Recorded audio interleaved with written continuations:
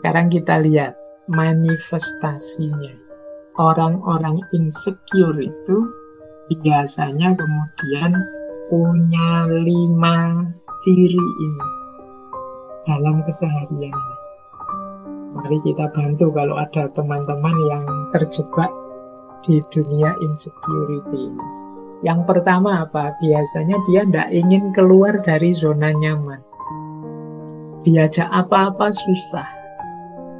Jadi maunya ya seperti itu saja, hidup begini saja. Aku jangan diajak apa-apa, jangan diajak aktivitas ini, aktivitas itu yang selama ini belum pernah aku lakukan. Karena aku takut gagal, karena aku takut tidak mampu, karena aku takut tidak bisa. Jadi akhirnya apa? Dia tidak ingin keluar dari zona nyaman. Dia stuck di situ terus. Nah, itu ciri-ciri berarti kemungkinan dia memang punya sindrom insecurity. Ini perlu dibantu bareng-bareng untuk menumbuhkan rasa percaya dirinya. Yang kedua, biasanya cirinya yang lain suka membandingkan diri dengan orang lain dan memandang rendah dirinya sendiri. Nah, ini 2 dan 3 ini sekaligus. Jadi setelah banding-bandingkan itu biasanya justru menganggap dirinya, aku dibandingkan kamu tidak ada apa-apanya, kamu sih enak, kalau aku orang miskin tidak seperti kamu. Kamu sih enak, aktif, kalau aku orang bodoh tidak seperti kamu. Kamu sih enak. Selalu begitu, membandingkan dirinya dengan orang lain dan memandang rendah dirinya sendiri. Nah, ini ciri-ciri insecure biasanya. Dia yang tidak nyaman, tidak puas dengan dirinya sendiri. Ini penting kita amati orang-orang sekeliling kita. Kalau kita punya teman yang seperti ini, atau jangan-jangan kita sendiri yang seperti ini, ayo bareng-bareng kita menumbuhkan rasa percaya diri. Karena percaya diri itu nanti akan jadi kunci kesuksesan keberhasilan kita. Kesuksesan keberhasilan kita itu prasyarat bagi kesuksesan dan keberhasilan ranah yang lebih besar. Kesuksesan keluarga, kesuksesan bangsa, negara, agama, dan lain sebagainya, itu kan harus diawali dari kesuksesan keberhasilan kita sebagai individu. Kalau kita sebagai individu menganggap diri kita bukan apa-apa, menganggap diri kita terlalu rendah, terlalu lemah, ya sulit nanti kita sebagai pribadi sukses. Kalau sebagai pribadi kita tidak sukses, bagaimana kita sukses dalam keluarga? Bagaimana lebih besar lagi sukses dalam negara, sukses dalam agama, dan lain sebagainya. Maka kita cermati gejala-gejala ini, semoga tidak banyak ada dalam diri kita. Kemudian kadang-kadang ada manifestasi yang unik, yaitu biasanya orang seperti ini senang dipuji dan mencari cara agar kehadirannya diakui. Mungkin dia melakukan hal-hal yang membuat dia dipuji. Mungkin dipuji karena, wah kamu sabar sekali ya jadi orang, wah kamu pemurah sekali ya kamu. Dia akan melakukan apapun yang memungkinkan orang mengakui keberadaannya dan memuji diri. Kadang-kadang terasa agak dibuat-buat atau terasa dipaksakan. Ini menunjukkan bahwa dia sangat terobsesi untuk agar diakui oleh lingkungan sekelilingnya, entah dengan cara apa. Nah, ini mungkin ciri-ciri orang yang justru insecure. Jadi karena dia tidak yakin bahwa dirinya mampu, dirinya bisa, maka dia menunggu pengakuan dari orang lain bahwa dirinya bisa, bahwa dirinya mampu. Kadang-kadang pengakuan itu unik, dicari secara negasi. Dicari secara negasi itu misalnya saya dan teman saya punya cara hidup yang berbeda.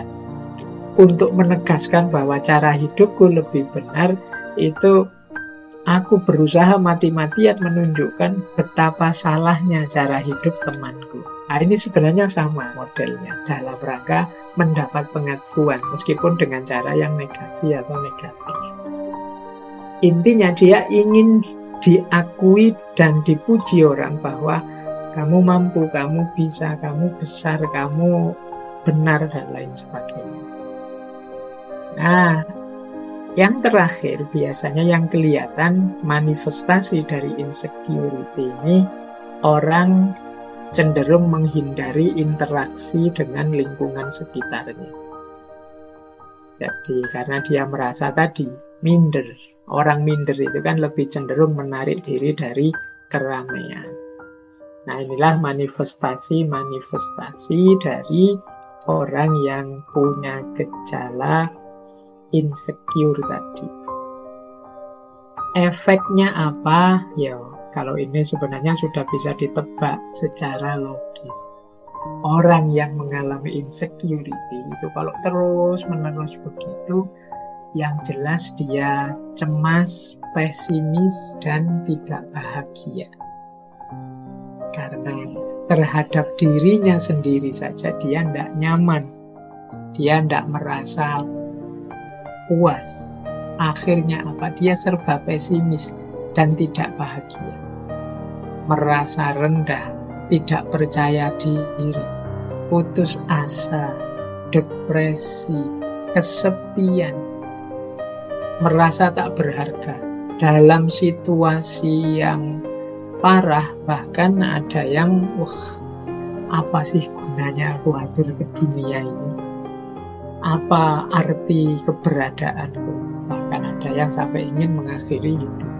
Makanya tadi saya bilang, yuk kita bareng-bareng untuk lingkungan kita, untuk sekeliling kita, saling membantu untuk menegaskan diri kita bahwa kita ini manusia-manusia yang sama-sama berharga. Kalau hari ini kan banyak itu pertarungan saling menjatuhkan, saling merendahkan. Nah, ini menurut saya eman-eman waktu dan energi kita untuk saling bertarung, saling menjelekkan, saling menjatuhkan.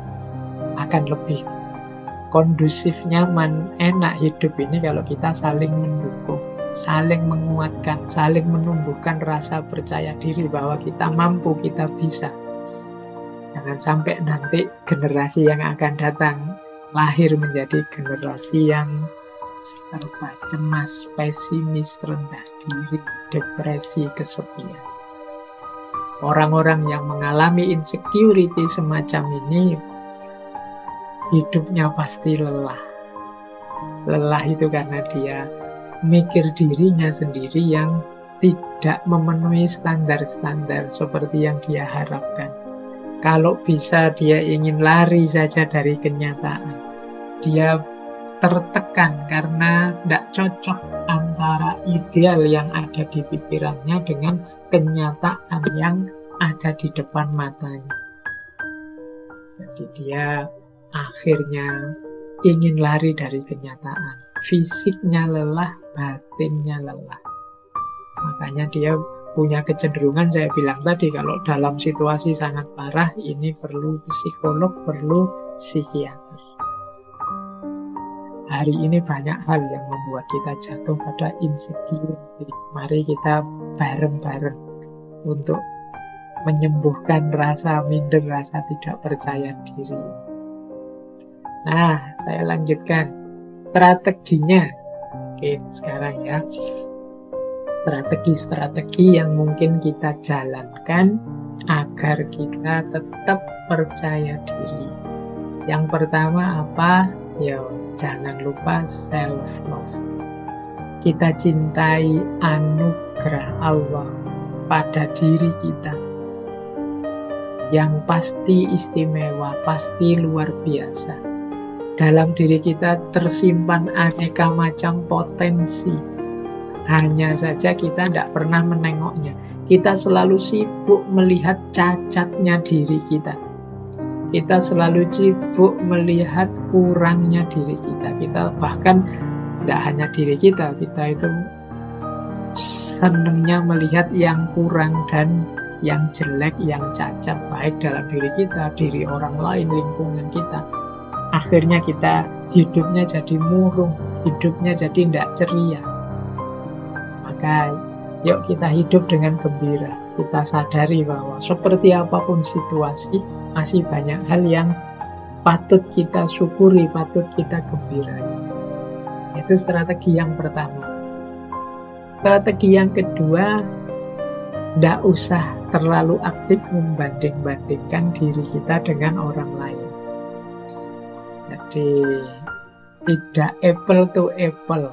Semua orang itu punya keunikannya masing-masing. Kalau kita bandingkan kita dengan orang lain, misalnya, wah orang lain kok sukses sementara aku enggak, ya mungkin suksesnya dia tidak semata-mata karena dia bakat sukses atau dia beruntung sukses. Dia sudah melakukan usaha, sementara kita hanya mengeluh saja. Kalau kita melakukan usaha sekeras dia, mungkin kita sesukses dia, bahkan lebih sukses dari dia. Tapi kita sering membandingkan diri kita dengan orang lain di level bahwa betapa bagusnya orang lain dan betapa jeleknya aku. Wah, kok ada orang cantik, ganteng-ganteng seperti itu ya, kok aku kalau ngaca kok minder sendiri aku lihat. Ya karena kita bandingkan dengan mereka yang standar kecantikan, standar kegantengannya beda. Coba kita pakai standar yang berbeda, mungkin keputusan kesimpulan kita beda. Tentang kekayaan juga begitu, tentang jabatan pangkat juga begitu. Kita sukanya membandingkan dengan orang lain. Maka untuk biar kita tidak jatuh pada insecurity, yuk mari latihan untuk tidak membanding-bandingkan diri kita dengan orang lain terus-menerus. Kemudian yang ketiga, cari teman yang mendukung. Jangan teman yang malah menjatuhkan harga diri, menjatuhkan rasa percaya diri kita. Kok terpaksanya punya teman yang nyinyir, punya teman yang suka nyela, punya teman yang tidak mendukung kepercayaan diri kita, ya sudah, jangan terlalu sering dekat-dekat. Biar apa? Biar kita tetap punya self-esteem, punya kebanggaan terhadap diri kita sendiri dan tidak jatuh pada insecure. Yang keempat, carilah kelebihan dan keunikan kita. Ini membuat kita lebih nyaman, membuat kita lebih menerima diri kita. Oke lah, dalam aspek kuliah saya tidak lulus-lulus, nilai saya jelek. Tapi alhamdulillah saya sudah punya pekerjaan, lebih mapan.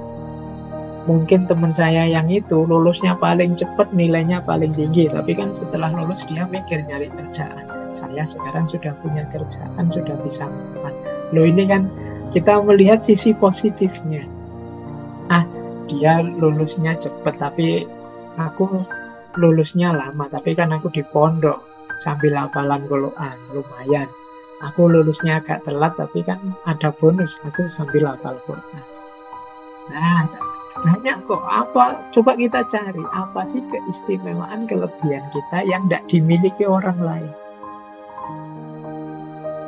Ya, aku ini miskin, tapi kan aku ini punya daya tahan, punya kesabaran yang lumayan. Miskin begini aku masih bisa gembira.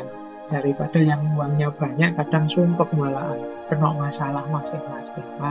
Kegembiraan ini harus kita syukuri. Nah, ini yang harus kita banyak temukan dari diri kita. Biar tidak isinya mengeluh saja. Kalau kita sudah bisa menemukan kelebihan, keunikan, saatnya kemudian untuk kita bersyukur. Mari kita syukuri. Orang yang bersyukur itu orang yang bahagia. Orang insecure itu sulit bersyukur karena dia melihat kurangnya diri, kesulitannya dirinya saja. Ya, kalau orang merasa kurang, merasa sulit, bagaimana dia bisa bersyukur? Tidak mungkin nanti jatuh pada la in syakartum la azidannakum. Tidak mungkin ditambah oleh Allah, ya dia sulit bersyukur.